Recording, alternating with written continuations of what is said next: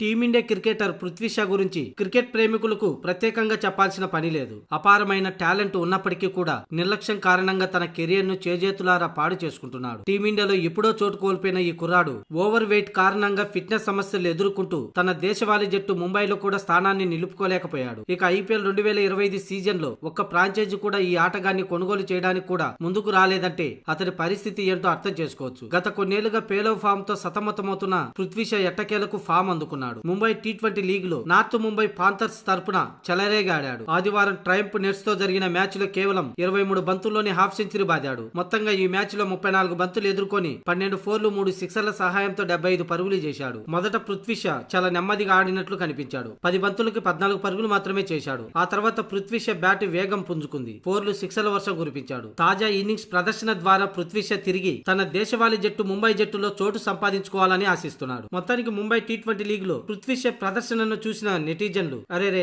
IPL అయిపోయిందే, ఓ 3 నెలల ముందు ఇలా ఆడి ఉంటే బాగుండేదే అని నెటిజన్లు పెదవి విరుస్తున్నారు.